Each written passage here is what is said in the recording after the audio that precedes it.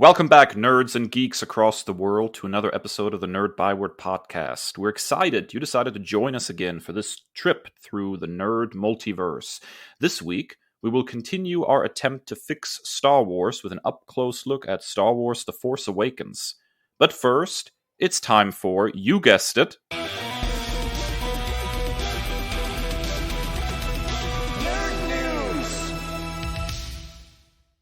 Kris, what's happening in the nerd world?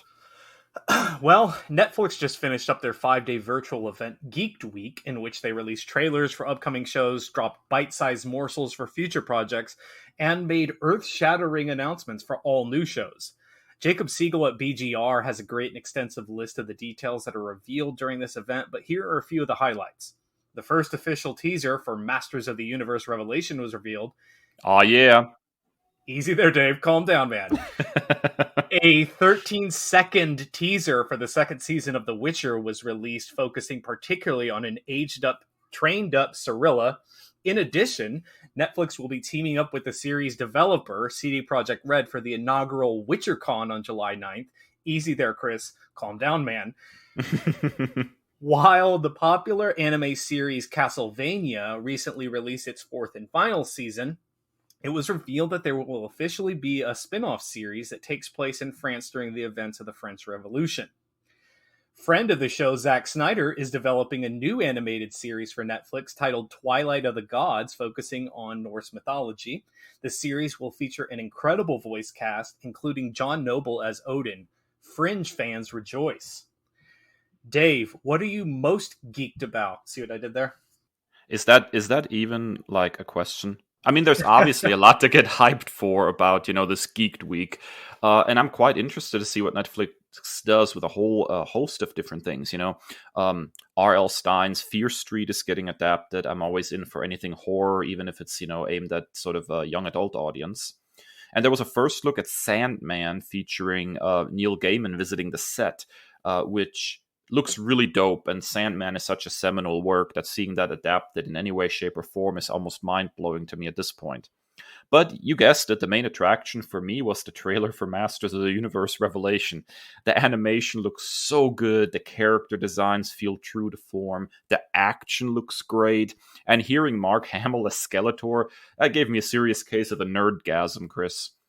If there's one thing Netflix is doing for my nerdy little heart right now, it's continuing the story of the original Masters of the Universe cartoon, while tweaking it obviously for modern sensibilities. This right here could be a future nerdy winner if it lives up to the trailer, Kris. Not to mention a fantastic use of the song Hero. It was just a perfect song choice. Totally got me pumped. Yeah, so I mean, it's no surprise. I kind of told on myself, but all of the Witcher stuff, and only got 13 seconds. What the crap? But as I'll talk about much more in my nerd commendation, hint hint, that little glimpse of the character of Ciri, like her true potential unlocked now that she's no longer on the run. It's so exciting, and I'm so stoked there. I mean, WitcherCon? Are you kidding me? Also, another one that completely flew under my radar that I'm super stoked for is Gunpowder Milkshake, which gives like definite vibes of something like Kill Bill or something like that. And like the cast on that is just out of this world, including some individuals that I have like deified. Michelle Yeoh, Angela Bassett, Karen Gillan is amazing. Just about like this assassin that's on the run, saving this little girl. So Gunpowder Milkshake, in addition to The Witcher Season 2, are the ones that I am most geeked about. Yeah, there's a lot to be hyped about from this Geeked Con. I'm ready for it, man. All right, Dave, what is on the news desk for you? Well, I've talked a lot about Vertigo, a DC label for mature and experimental titles that I absolutely adored. It's now a defunct label, regrettably, but its output included stuff like Sandman, Hellblazer, and Unwritten, just to name a few. My all-time favorite Vertigo title, though, was Fables. The comic series ran for 150 issues, had several spin-offs and miniseries, and ended roughly 6 years ago. Fables followed fairy tale characters escaping and living in the real world, all while yearning to return to the world they had been driven from. The story was mature, clever, and really put fascinating spins on the fairy tales of old. And the art was stunning as well. So here's the news bit.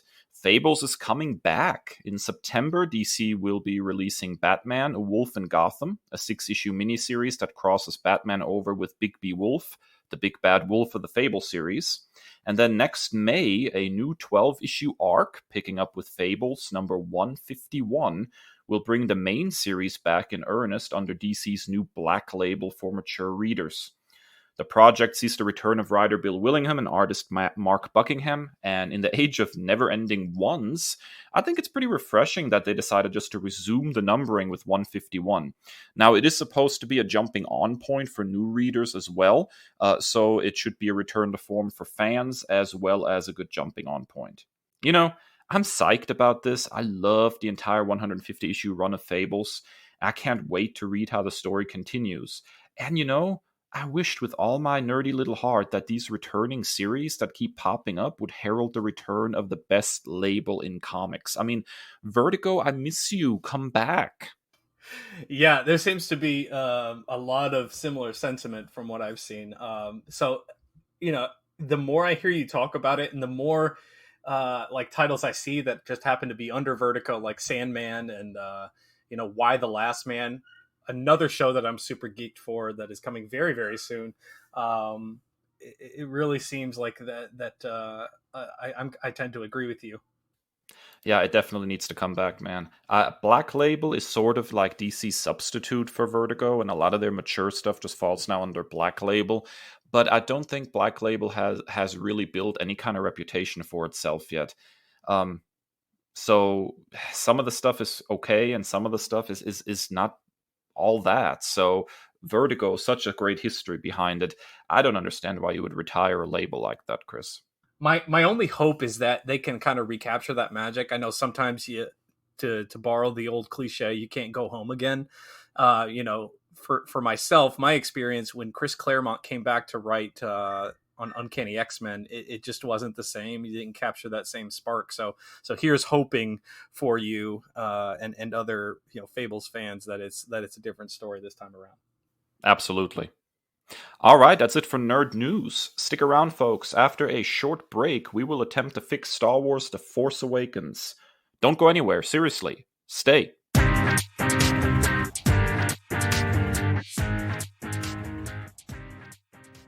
Welcome back, nerds and nerdettes. It's time for the main attraction, the big kahuna of nerddom. I'm talking, of course, about the Byword's very own...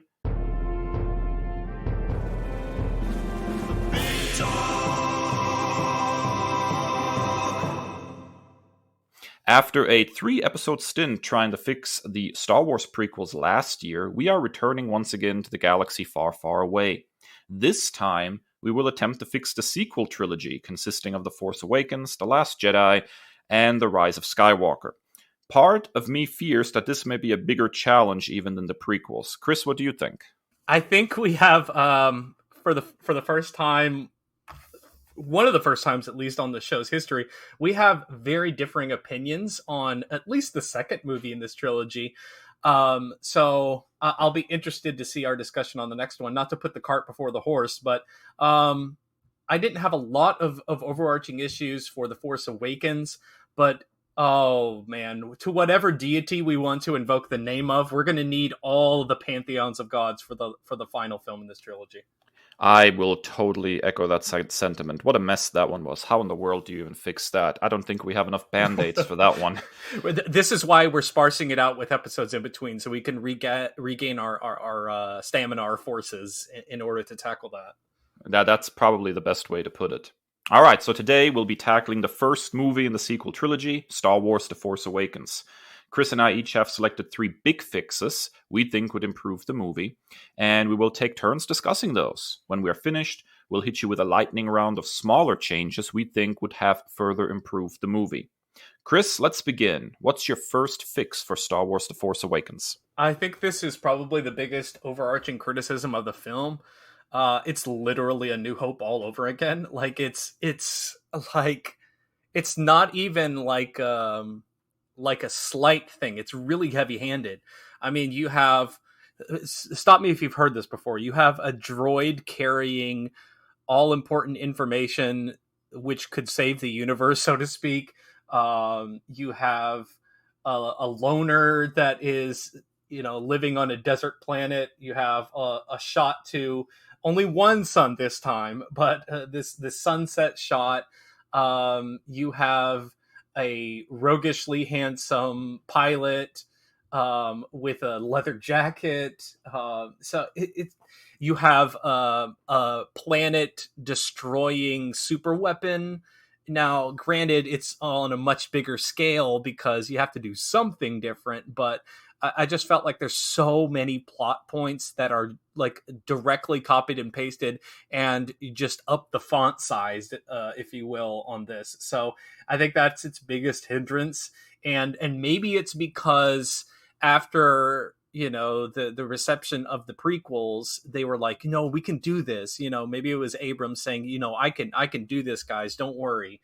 So maybe it was catering too much to the original trilogy in the way that they literally just made another New Hope. I actually 100% agree with that assessment. If there's one thing that would need to be fixed, it's literally just the story, because it echoes A New Hope just a little bit too much. It's like you said, you have the opening desert planet, a orphan living on there, not knowing much about his/her family, the super weapon at the end, the droid carrying the important message, all of this stuff. And even further than that, the villain dressed in black, wearing a helmet, the shadowy figure behind him controlling him. There's too much callback, and a little callback, a little tribute occasionally, is obviously okay. However, when the movie basically becomes a carbon copy or a near duplicate of a previous movie, that's when you start having trouble, and it makes the whole affair just a little boring. And that's sad, because tonally, what they did with this movie, I think it was actually spot on. Like, tonally, they managed to capture the fast-paced fun of the original Star Wars movie. And I think that's a kind of a mission statement for them at this point. That's what they wanted to do. They wanted to say, hey, we know the prequels were a little weird, but tonally, we can match the original Star Wars. It can feel like Star Wars again. And that's great. I think that's very admirable, because the prequels were a little off from what Star Wars fans were looking for. So tonally, I think this totally landed. But the way they achieved that tone was to just basically say, hey, we're just going to basically remake A New Hope. There was no reflection there. Like, what made this tone, and how can we transplant that in a new story? It was, let's just retell the same story again. And that was a huge misstep for this movie, and a huge disservice to kick off a new trilogy of Star Wars movies with a carbon copy of A New Hope. Yeah, and not to step on my future point, but I mean I overall really enjoy this film. Like, it's really fun. I have a good time watching it. It's an enjoyable experience. It just it just really kind of hamstrings like any new development, or any kind of newness, or like the new elements, the cast is really hamstrung by something like this. I agree. And this might be something that is best saved for a later point, but I think even some of the developments in the sequel then still echoed the original trilogy a little too much. With the old wise Jedi that's off, living as a hermit, and the young upstart seeking him out and all that. Like, there's just, I think, across the trilogy, there's too much of this. The Force Awakens is by far the biggest offender, but across the trilogy, there's too much of an effort to retell in some way the original trilogy. Yeah, and for me, I think that's my overarching criticism of the entire trilogy and a lot of Star Wars properties. Even something, and I know we touched on this before, something that I adore, like The Mandalorian. They really limit themselves storytelling potential wise. When you have a galaxy, an entire galaxy far, far away, you have all this storytelling potential of going to different planets and everything, and we're just somehow back on Tatooine, or like the same five planets, or to get to to put two carts before the horse, the same two families. It's all just so limiting when you have endless possibilities. Why we keep circling back? Yeah, I have to remember something that Luke said in A New Hope at the beginning when he's talking to C-3PO. And C-3PO wants to know what planet they're on. And Luke says, if there's a bright center to the universe, you're on the planet that's furthest from it. And I'm like, yeah, no, because apparently Tatooine is like the place where everything happens. That's where Darth Vader's from. That's where Luke Skywalker's from. That's where, Jabba the Hutt is hanging out. That's where the big pod races are. I mean, I think, Luke, you're a little full of it, my friend. You're just a little full of it.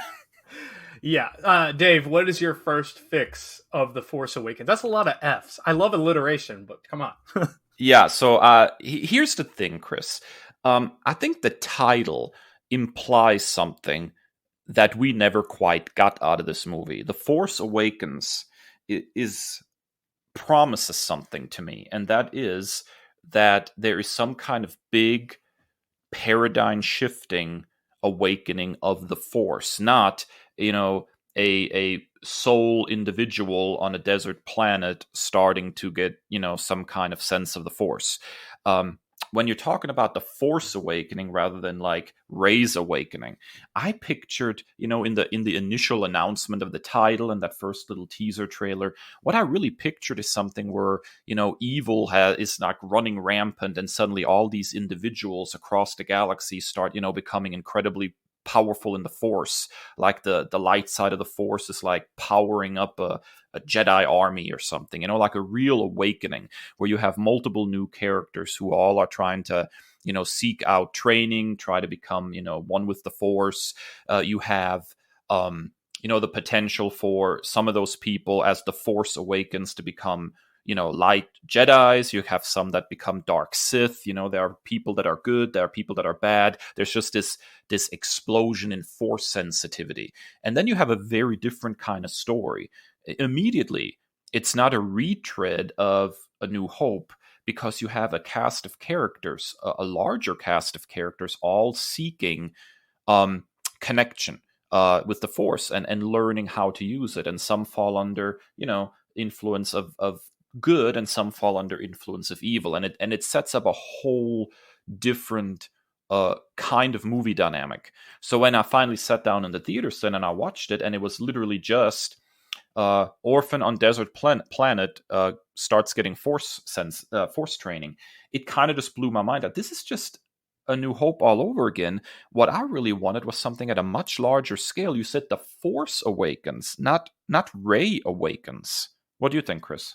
Yeah, I think it's a misnomer for so many reasons. Now, I will say that for so many, like the two scenes that stand out and made me think of something like The Force Awakens were two of my favorite scenes in the film, namely when she touches the lightsaber in Takodana and all of that happens, and then in the snowy forest where she summons the lightsaber. Those were super powerful moments, but I still feel, and I think that's why they were going for The Force Awakens for two scenes like that, but I still feel like it's a misnomer. Like, this is Rey's story. This is not like something like the Force, like an overarching macro thing. I think it's a very micro detail. So I just think it's a misnomer, and a better title could have been chosen. Yeah, but see, my fix to this, Kris, is not pick a better title.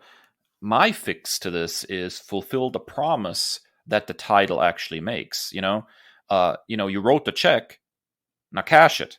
The Force Awakens implies something. Do something with that. If nothing else, it would make a significantly different movie than A New Hope, and that would have been to great service of this film. Yeah, and I totally agree. Not to step on your next point, which I wholeheartedly agree with as well. But exactly. If this is more than just one individual story, like, this is something different that we haven't seen before, and that's just so, the promise of that, the prospect of that is so exciting to me. And then just to see it watered down into something that we've seen before is just so disheartening. It's like the wind being taken out of your sails. Yes, that's exactly right, Kris. All right, so what would be your second fix for Star Wars The Force Awakens? Okay, and I know that I'm going again with a popular critique of the film, but Captain freaking Phasma, like, come on, like, it was billed as like this character that was like a Boba Fett esque, and like they have unique armor like nobody else has, super stands out, an awesome cape. Gwendolyn Christie is an amazing actress. Like, my Brienne of Tarth fans, stand up. Like, oh man. So it was just so underwhelming to see her in two scenes and immediately get foiled. This big bad character gets sent into a trash compactor, with like an old Han Solo, geriatric Han Solo, and Finn, who has not come into his full fruition yet. He's still so overwhelmed by action, and I absolutely adore the character of Finn. But you cannot convince me. Sorry, shouts to Chewie, but like it's just so underwhelming that this amazing character that they really planned out, and it was just so underwhelming. And I feel like that's what so much of this it's kind of a microcosm of so much of this franchise, this sequel trilogy at least, maybe even the franchises. It's this amazing promise that never pays off. So I need more Captain Phasma. Like, if you're gonna sell me on this character, you should really give them some room to breathe and to be the awesome character that you told me they were. And I believe that they were. So I need more Captain Phasma, and I'm super excited. I'm a huge Gwendolyn Christie fan. I'm super excited that she's playing Lucifer in the Sandman. Another plug for Sandman. But I need more Captain Phasma in this film. So, when the marketing started revving up for The Force Awakens and we started seeing more and more of Captain Phasma, you're exactly right. There were comparisons being made to Boba Fett. If we were ever to sit down and try to fix the original trilogy, what a sacrilege that might be. I think one of the things that obviously needed to be fixed in the original trilogy is Boba Fett. Boba Fett was a character with so much promise, used fairly well in Empire Strikes Back, just simply not enough, and then unceremoniously dumped in the opening of Return of the Jedi in one of the absolutely most ridiculous death scenes for a character that's supposed to be as bad as he is ever, probably. Wholeheartedly agree. Wholeheartedly. Yeah, so then we have Captain Phasma, and everybody's like, oh, she gives us shades of Boba Fett, this cool armor, this mysterious character. And then they Boba Fetted Captain Phasma exactly the way George Lucas Boba Fetted Boba Fett. Not that kind of Boba Fett treatment, damn it! That's not what we wanted, right? We wanted, again, you hope that filmmakers learn from the past and say, okay, this is a mistake the franchise made. They really didn't use Boba Fett to his full potential. Here we have a character that has shades of Boba Fett. Let's show them how it's actually done and really do something neat with Captain Phasma. I was very disappointed with how all this shook out. She was completely ineffectual in this movie, like completely a footnote. And then how she met her end then in The Last Jedi was just exactly the same kind of thing as Boba Fett. It was just this really disappointing moment that even didn't do a very good job serving the overall story. I think out of all of the characters that have gotten sort of a raw deal in this trilogy, and there are plenty, I think Phasma's is probably the most egregious. So much potential, so much great storytelling potential, so completely wasted. You could also say, see also Mace Windu. Oh, yes. But yeah, it's just, it blows my mind how it's just repeating the same errors, like you said. Like you wish you'd learned something, but let's take all the things that. Oh man, it's just so frustrating.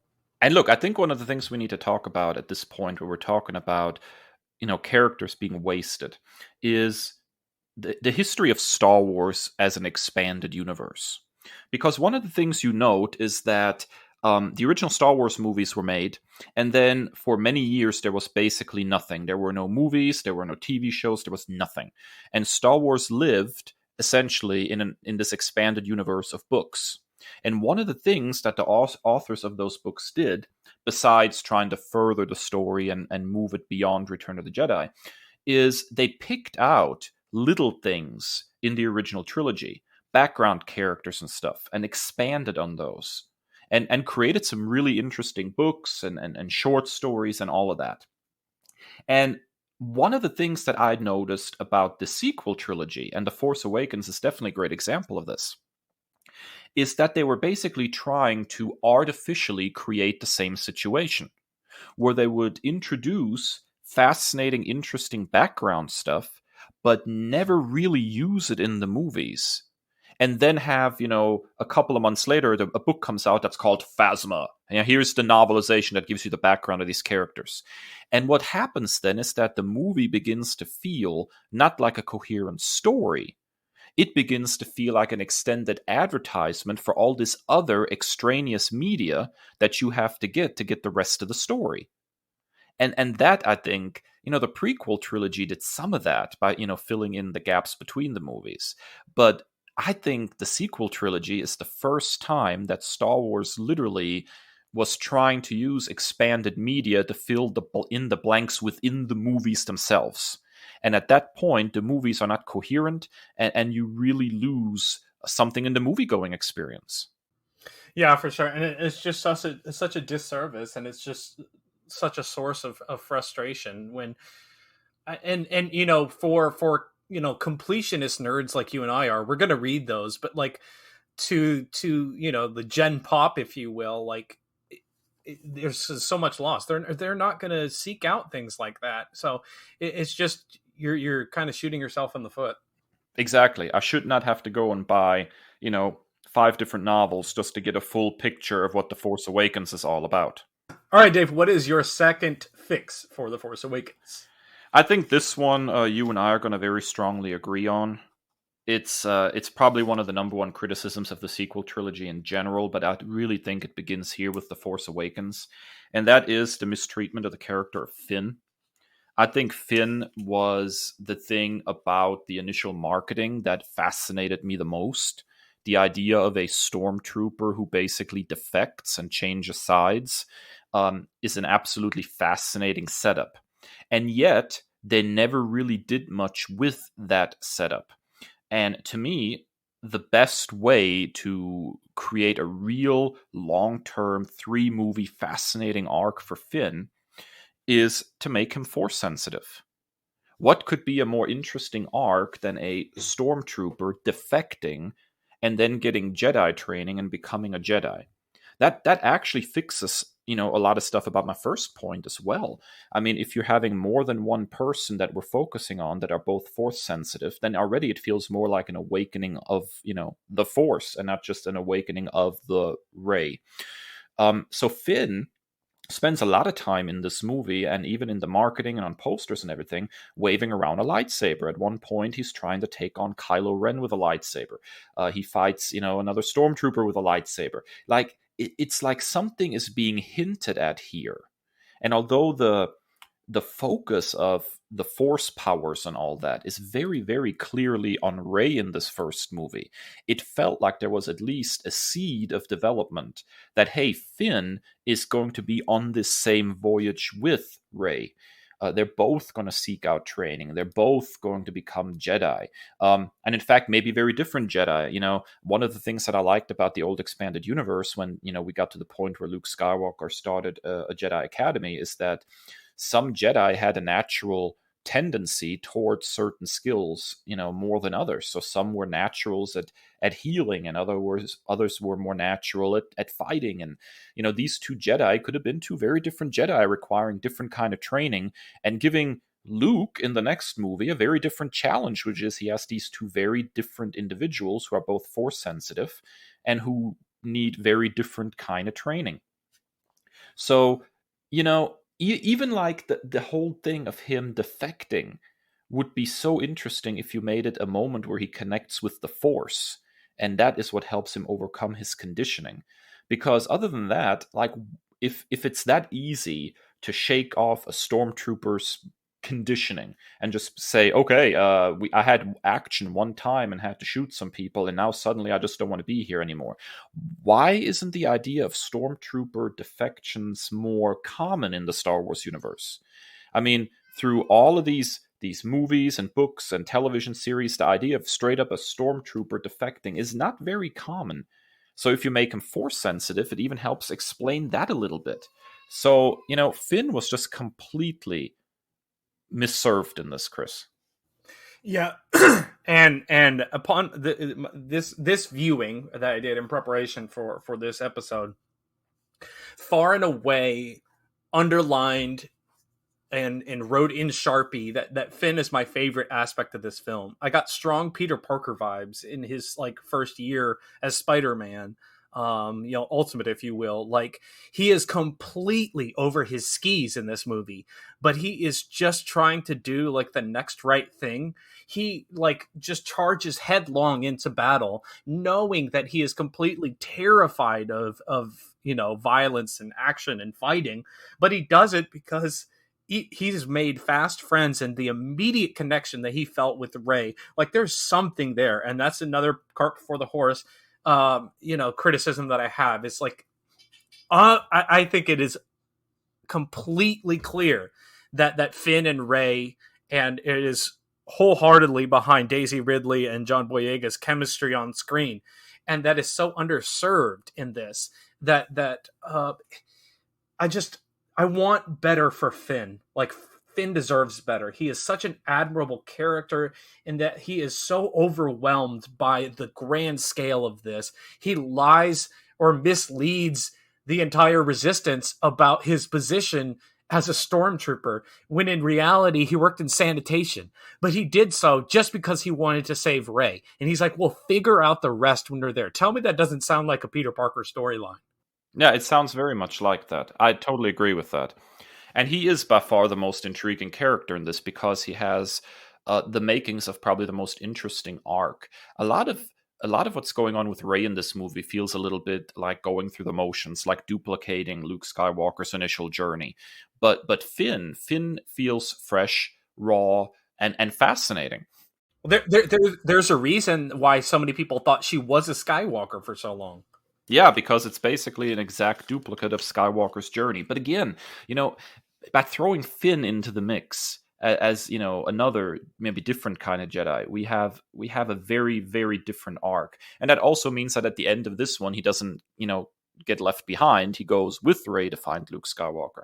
And it means that in the next movie, he is not sidelined into this side quest that goes nowhere, but he's right in the middle of the action getting trained. It's a very different trilogy if Finn also is force sensitive. I think to touch on that part in particular, I think it's a much more fascinating storytelling potential. And as you said, to make it distinctly different from any other Star Wars we've seen before. As educators, we know beyond a shadow of a doubt that there are different types of learners. So the idea that, Rey is this prodigious, Jedi or force sensitive individual, and Finn needs a different type of training or a different type of learning, if you will. I think that's just a fascinating story potential. And they all have different skills. Even let's say go on to this sounds like some video game or something. You have specialists, you have snipers, you have DPS build characters, you have tank characters, and you've seen that in things like Clone Wars and Rebels, where you have different members of an ensemble. We just looked at that with Army of the Dead. Why wouldn't you be able to do the same thing with Finn and Rey? Being force sensitive is not this monolithic feature to where we're all just carbon copies of the same. We just change, like you're customizing a character, you just change the appearance of a character. This one's male, this one's female, this one is of this type of alien race, this one's humanoid. It should be this vast variation of what it means to be force sensitive or a Jedi. That's exactly right. And one of the things, again, that the expanded universe got extremely right. So sad that we lost some of that stuff. But, again, there was so much potential here, with Finn and Rey both being force sensitive, Kris. All right. That brings us to your third and final main improvement or fix for The Force Awakens, Kris. What have you got? Well, and I touched on this earlier, but and I know that I seem like this kind of curmudgeon, but when it comes to nostalgia, but I think in this film in particular, and so much of this trilogy, the nostalgia is much too heavy-handed, and it drastically impairs the new elements. My favorite things about this film are the new elements that like are distinctly different from things we've seen before. A lot of people like to criticize or make jokes about Kylo Ren, that he's like this like overly emotional spoiled kid, which in contrast, I think that that's a fascinating storytelling device, a fascinating character backstory, because think about like all of the responsibility and all of the expectations that are laid upon his shoulders. Being the child of Han Solo and Princess Leia, being the nephew of Luke Skywalker, the last great hope for the Jedi, being the grandson of Darth Vader, all of those factors coming in, and like in some cases that's kind of like a fork in the road, and you can go one way or the other. And he went down the path of the dark side. It was too much, and it overwhelmed him into where he doesn't know which way is up, and he's like drowning in all these emotions that he feels in the conflicted spirit. I think Kylo Ren is a fascinating character, but I think that he is stifled in a sense in this film with like the Darth Vader, the Snoke Emperor, overarching homages. Like there's literally a scene where like we just like almost like slow-mo over the Millennium Falcon. Like we've seen it before. Yes, we love it. Can we just continue on, please? So I just think that the nostalgia is way too heavy-handed in this film, and I'll probably get some pushback on that by people who love stuff like that. But I think it just, like in this case, it impairs the storytelling potential and the new direction of this franchise. I can agree with that to a certain extent. I think there are very clearly things going on here that are way too nostalgia driven, from, the continuing recurrence of, desert planet, super weapon, blah, blah, blah, to even what's going on with some of the characters. Like, did we really need, for example, Han Solo to go ahead and essentially leave his wife and go smuggling again when she's trying to run a resistance? That's some tone deaf stuff. Like, our son turned to the dark side, and I'm just going to go ahead and run off with my hairy best friend and go smuggling again. Which seems so completely a reversal of any kind of character development that he went through in the original trilogy. But hey, it's Han Solo. He must be smuggling. So yeah, I agree that nostalgia is a problem to a certain extent in this movie and in the trilogy in general. But I will also say that there are a couple of nostalgic beats that they should have hit that they didn't hit. And I'm going to talk a little bit more about that in the lightning round.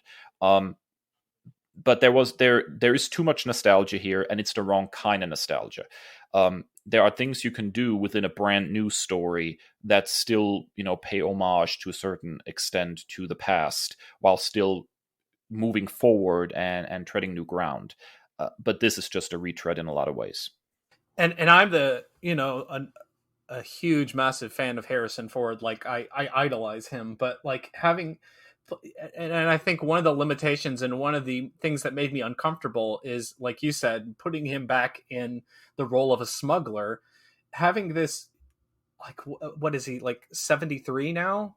He's in his 70s, and having him run around in these action set pieces, like it just made me uncomfortable. Like it felt like my grandfather was, doing something that was detrimental to his health, and I just wanted to be like, no, Grandpa, sit down, please. So I think putting him alongside Leia, or serving the Resistance in some kind of capacity that was, not running from Rathtars, it's just a little bit hard to believe that a person of that age could be running from Rathtars when Finn and Rey can't even escape them. So it just, I think it was a little bit tone deaf, as you said, but yeah. So, and like I said, it's just incredibly limiting, and it kind of felt like going to see like a band that was big like 40 years ago, and they're just playing the same old songs, which it's nice, and this kind of lends itself to the It's a New Hope all over again. Like, remember when we made good Star Wars movies? Here's just the same old song. So it was just a little too heavy handed for me. Yeah, I can agree with that. All right, Dave, what is your final big fix of The Force Awakens? So this is going to sound a little odd, so bear with me for a second. I'm going to put on my old expanded universe hat for a moment. One of the most fascinating things that happened to storytelling in the Star Wars novelizations post Return of the Jedi was that the nature of the conflict between the Empire and the Rebellion had to change. The Empire had basically been broken. The Rebellion had to transform itself into a government, into the New Republic.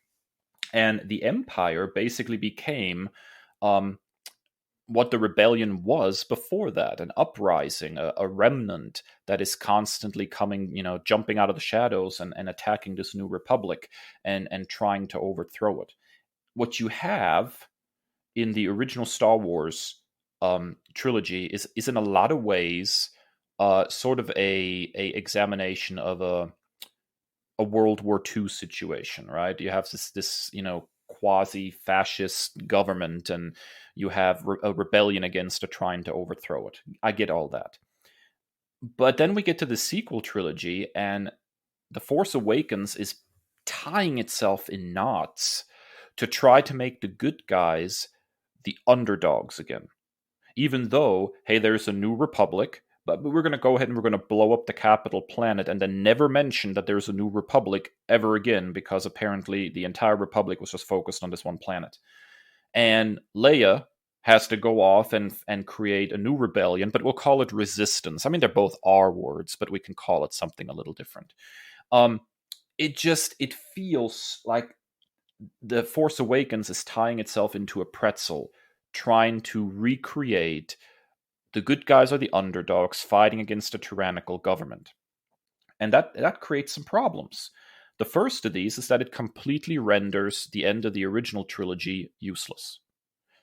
If they destroyed the Empire, and yet in the next movie, the Empire is basically back. There is no victory out of Return of the Jedi. There is no we've broken the Empire. And that's bad, man. That's bad storytelling. You should be building on top of what came before, not trying to undo it in order to create the same kind of story. Wouldn't it have been absolutely fascinating to see the good guys operating from a position of strength and now having to fight an empire that is basically using the rebellion's own tactics against them, moving from planet to planet, secret bases, jumping out of the shadows, raids, guerrilla warfare? And how do they deal with somebody using their own strategies against them when they are now tied down trying to actually run a government? Again, it's a very different kind of conflict. It reminds me of what Timothy Zahn did in the Heir to the Empire trilogy, when you had, Grand Admiral Thrawn, this genius military strategist, taking over the Imperial remnant and then trying to use what was left of the Empire and genius strategies to basically slowly dismantle the New Republic. It's a different kind of conflict, and one that is also very interesting. The good guys don't always have to automatically be the underdogs that are constantly on the run. Sometimes the good guys are fighting off the people that don't have as many resources. I mean, if we learned anything over the last couple of decades, is the rise of terrorism, for example. So those sorts of elements in a Star Wars movie create a very different kind of Star War. So the nature of the First Order, I think, is all wrong. It shouldn't be the Empire Part 2. It should be, by its nature, a very different organization that runs very differently and poses a different kind of threat, Kris. Yeah, and I think that's one of the inherent problems, just initially, from jumping forward 30 years and you have so many things happening off screen. I think it's just another symptom of the same overarching disease, if you will, of just trying to, you know, do play the same old hits, uh, and just recapture that. If you wouldn't have arrived at that solution, I would have also said flip it on its head, and you have these terrorist cells, guerrilla using guerrilla tactics. One of the interesting things about the Clone Wars animated series is you basically had that. You had these bounty hunters, serving these organized crime, like the Hutts were these crime syndicates, and the Jedi, these peacekeeping forces running around, kind of stomping out these little flames that had risen up. And I think that would have been a much better served kind of using that again here. But just going out of their way to like, oh yeah, the New Republic is just like this 13-second clip that you get, and you never hear from them again. It's just like so odd. Yeah. And again, it makes everything from the original trilogy feel so very useless and ineffective, because it didn't actually cause any kind of seismic change in the galaxy. Everything just reset again. If you ever sit down and watch episodes 1 through 9 back to back, you have a very clear arc in the prequels, although it may not be very well executed, of the Republic falling apart and the Empire rising. Then you have a very clear arc through the original trilogy of Luke Skywalker and the Rebellion taking down the Empire. And then you hit episode 7 here, and suddenly it's like, by the way, dude, we didn't actually defeat the Empire. They're still here. It's just such an odd place to start from. There's no forward momentum suddenly. It's all just on repeat. All right, Kris, lightning round. Let's talk about some other changes that we could make here. Ben/Kylo knows that Vader turned at the end, right? So he's like heading this whole like soliloquy to Vader's charred mask, but maybe it's not public knowledge. We just don't know. Like, it's just so weird for him to invoke the spirit of Vader when, at the end of Return of the Jedi, you have Anakin/Vader turning back towards the light, albeit, a very last ditch effort. So it's just kind of weird for him to like create this whole mythos around it. But maybe I missed something. Maybe it's not common knowledge that the events of the Return of the Jedi took place. You would certainly think that Luke would tell his student and nephew about that. But it's also interesting that never goes anywhere. Like, the Vader worship is there in The Force Awakens, and then in the next 2 movies, it's really never referenced again. This is just another thing that is not serviced by the movies. It's planted and then never referenced again. It's very, very odd. And it may even be one of those nostalgia plugs that, just were unnecessary. Probably. All right, Dave, first lightning round. What you got? I think the whole movie is too vague. I mean, there are so many things that go unsaid. Now, the nice thing about the original Star Wars movie, A New Hope, is that in that movie too, a lot of stuff goes unsaid, but it's really background stuff. It is not, absolutely necessary to understand the dynamics of what's happening. It's pretty straightforward overall. There's an evil empire, and there is a rebellion against it. But the relationships between, various players in this are very, very unclear. Like, what is the relationship between the First Order, the New Republic, and the Resistance? Is the Resistance a part of the New Republic? A splinter group officially funded by the New Republic?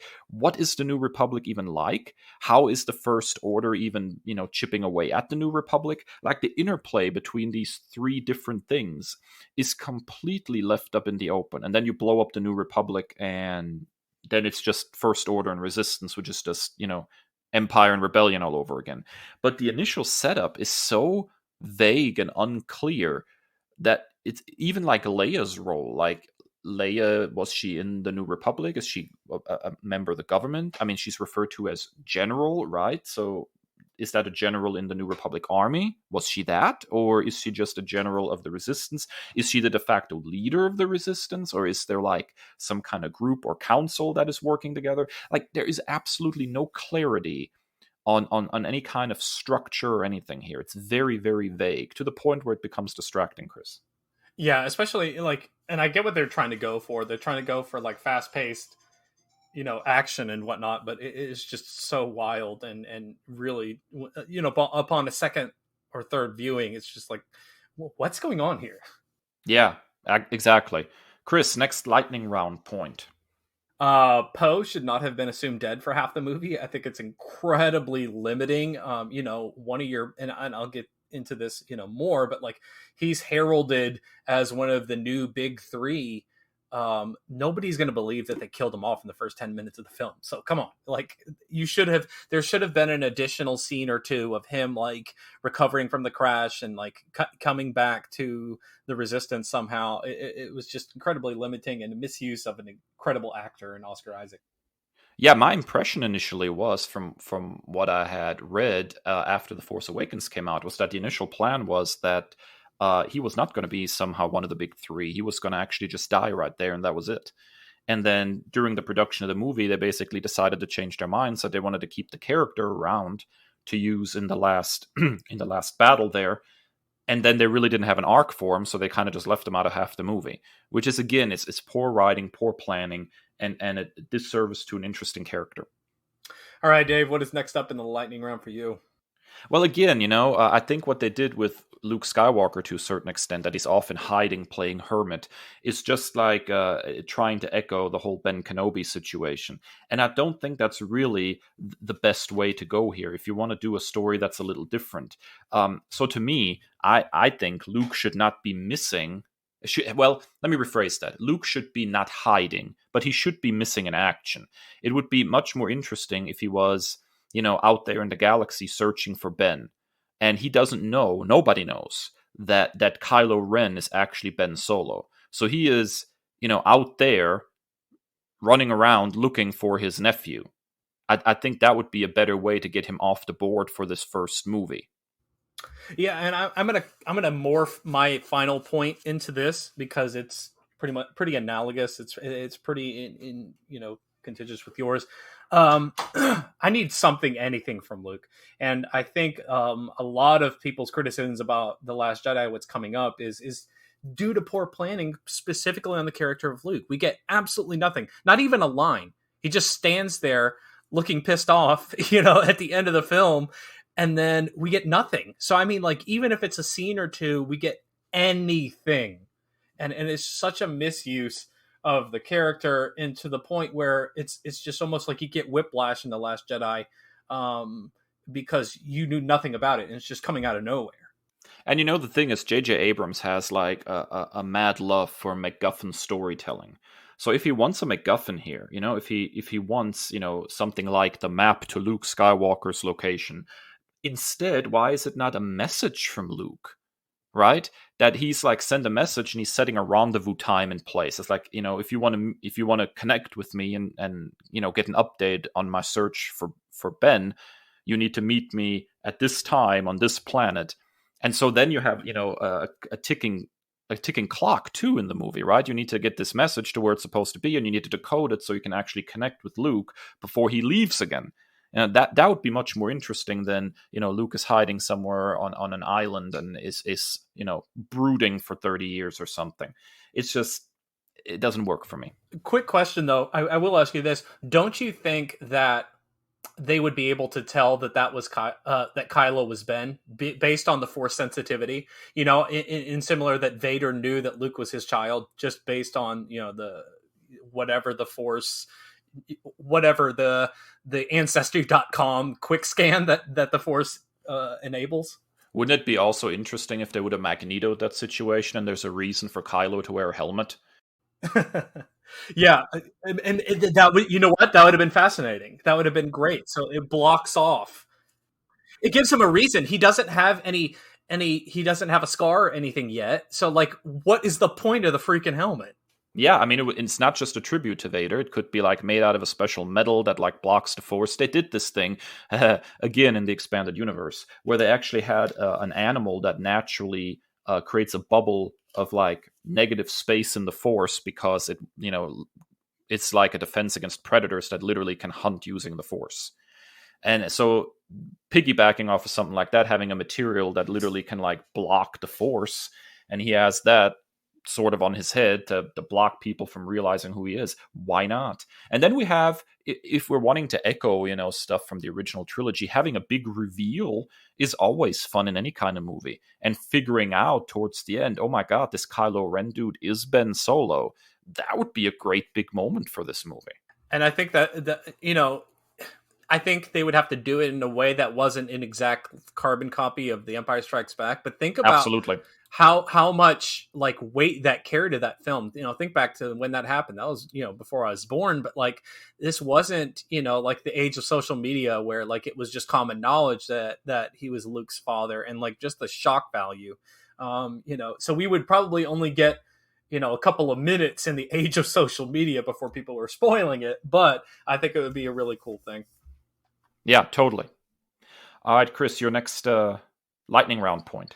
All right, so I think I merged one of mine previously, so this will be my last one. And this is, I'm kind of echoing something that we've talked about earlier, but you can't build a new big three if they are perpetually separated. It's one of the criticisms we had of the prequels. We're supposed to buy into this relationship between Obi-Wan and Anakin, and they spend the greater parts of that trilogy completely separated. So there's no relationship building. I mean, for Pete's sake, Rey doesn't even meet Poe, I think, until the third film. So, like, how are they supposed to be this overarching thing? And yes, it's, like pie in the sky to think that they're going to be together, all the time. But, like, you're telling the story. You have that creative control. You should have at least some scenes where they're all three together. Like, that was one of the strengths of the original trilogy, is for the better part of a lot of those films. Of course, you have Luke going off to Dagobah, but for large parts of A New Hope and the other films, like the three of them are together and they build this camaraderie, and they have this complete gelling over the original trilogy that you don't have. And like, so none of these relationships mean anything except for Finn is kind of like this constant, and another feather in the cap of Finn is a great character that was underserved, is because he has a great relationship with Poe. He has a fantastic relationship with Rey, but it's not like this continuous, like, molding that it should be. And I think it's extremely limiting when you continually separate characters that I'm supposed to buy as being, having a strong relationship with one another. Yeah, I totally agree with that. The whole notion of the original trilogy and the big three is they're brought together over the course of the first movie and then spend, a huge chunk of the climax basically together. Then you get to Empire Strikes Back and they start the movie off together before they get separated out from each other. Then they reunite in the opening of Return of the Jedi, are pulled back apart, and then reunite again at the end of the movie. So there is in every movie at least one section where they're all together. And that does not happen in this trilogy, really, period. And that's a problem.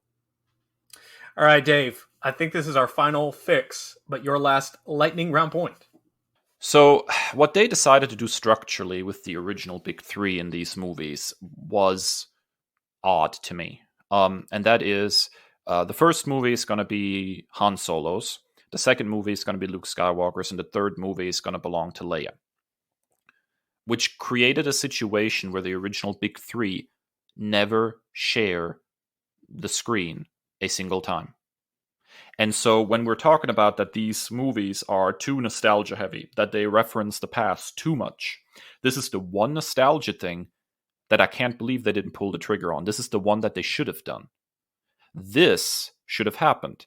I cannot understand why they would not put Luke, Han, and Leia together in at least one scene before they killed off Han Solo. Because as soon as you kill off one of the old big three, the rest of the trilogy will never be able to feature a scene that features the original three back together. So they immediately shot themselves in the foot at the end of The Force Awakens by never being able to give us that moment of the original big three together again. And I think that's a huge mistake in this trilogy.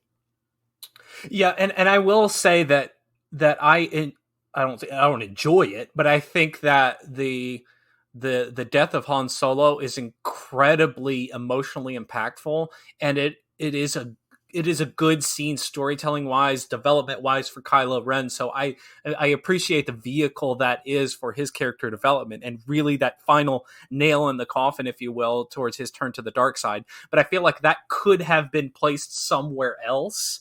Like, have all of that, but place it somewhere else, whether it is later in this film or you do something else with Luke in this film to where they are together. Maybe you place this scene in The Last Jedi. And so I really think that is an integral scene to kind of push this story forward.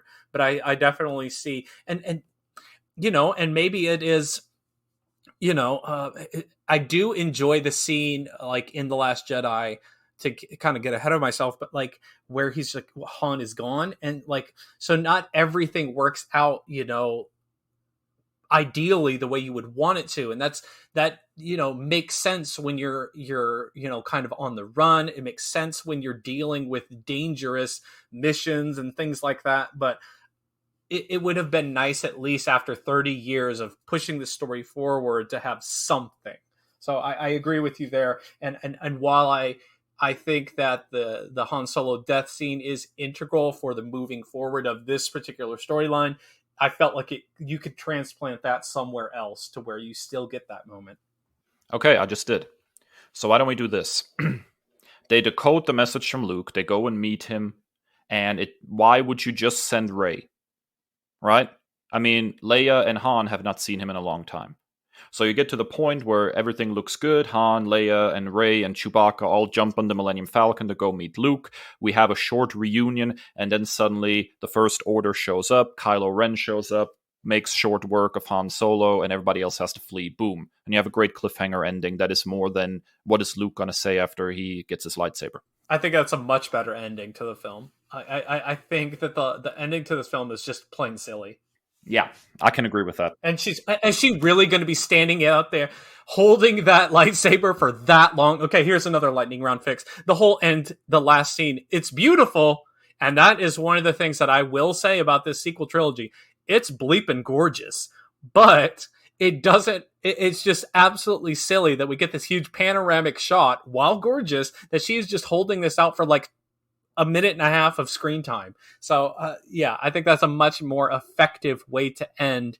You know, and similarly, the way the Empire Strikes Back did, you know, he loses his hand and like he's barely hanging on. So like it ends on this like real climactic thing, and then you have to wait until the next film comes out. Yeah, I would have preferred something like that, definitely. All right, well, that's it from us when it comes to Star Wars The Force Awakens. How would you fix the movie? Hit us up on social media and let us know what we got right, what we got wrong, and what we could have done better to save the sequel trilogy. Next week, we'll take a short break from Star Wars to bring you full coverage of all the major announcements from E3, and then in 2 weeks, it's time to fix The Last Jedi.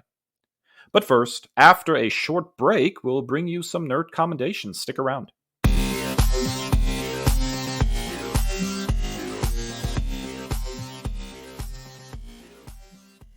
And we're back. Time for the final segment of the Byword.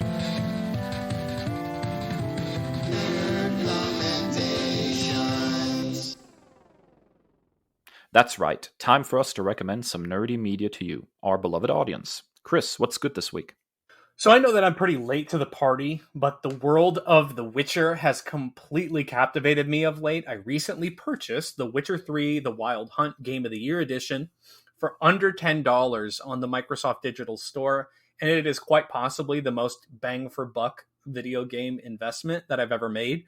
The standard edition alone, with its slew of primary and secondary missions, coupled with Witcher contracts to hunt down monsters and treasure hunts for upgraded gear, can easily provide the player with upwards of 200 plus hours of entertainment. Add to that the 2 additional expansion packs / DLCs, Hearts of Stone and Blood and Wine, and you'll be set for quite a while. What I love about this game so much is that it blends the aspects that I adore about other video games in a really seamless manner.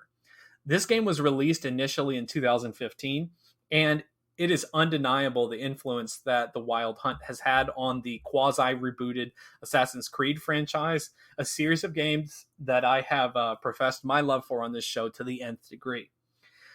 We also spent a great deal last week nerd commending two detective-centric pieces of nerd media in Nightcrawler and Cold Case. This game features an amazing feature where you have to investigate attacks, be they from men or monsters, use your Witcher detective skills, your Witcher senses, follow the blood trails or the musk trails, and solve the case. Think the Arkham series where you have to use your detective mode. This is very reminiscent of that. The game also features one of my new favorite relationships of all in all of nerd media, of Geralt and Cirilla, Ciri. She's a fascinating character, and just the relationship, this quasi found family father daughter relationship that they've built, and it's really explored in detail in this film. It's got me really hyped for season 2 of The Witcher, and to see those, see that relationship play out on screen.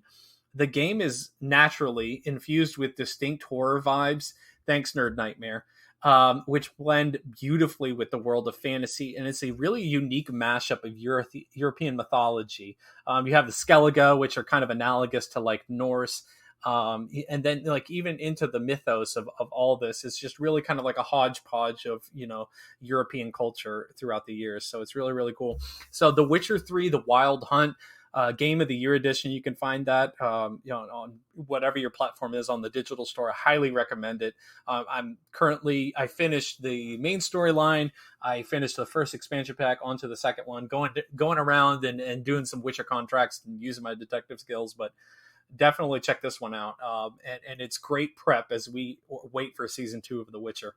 Yeah, so I played this game a little right before my son came along, and I didn't get to sink, all that many hours into it, which is a shame because I really, really enjoyed the gameplay. From what I've played, the game is solid, and I love open world games anyways. And man, I have such a love for the Witcher property. It's such a fantastic property. I absolutely love the Netflix Witcher series, but even more so, I love the actual Witcher short stories and novels. So although I didn't play the game all that much, any chance to return to the world of The Witcher gets my stamp of approval. It's sort of an open secret that of all the nerdy things out there, fantasy as a genre has always eluded me a little bit. Lord of the Rings, for example, never captivated me at all, but The Witcher, this one has its hooks in me. So I'm looking forward to trying to revisit this game at some point, Chris. And what I love about this franchise, and particularly this game as a whole, is I was immediately nervous about playing a game that has number 3 in its moniker right off. So I was worried. I was like, am I going to be able to pick this up? But it's really like new player, new reader friendly, like all of this universe, in a way that I don't think Tolkien, as much as I love Lord of the Rings, it is still daunting, and it is not the easiest thing to break into. And I think that's something that is starkly different. While the influences of Tolkien and Lord of the Rings franchise are present here, I think it is much more easily accessible. Particularly in this game. They reference past events, but it's kind of like, well, that's another story for another time, and it does not hinder where you're going with this one. So it's very much like an anthology type series, like a Sherlock Holmes, if you will, where like you can pick up anywhere and just go running with it. So it's really, really fun and really easy to access. Yeah, I can agree with that. All right, Dave, what is your nerd commendation for this week? Well, it's scary, what can I say? I love me some horror, and there's a new horror comic from DC Comics Black Label, and it's the bomb, man. The book is called The Nice House on the Lake, and here's the official description from DC. Everyone who was invited to the house knows Walter. Well, they know him a little anyway. Some met him in childhood, some met him months ago, and Walter's always been a little off.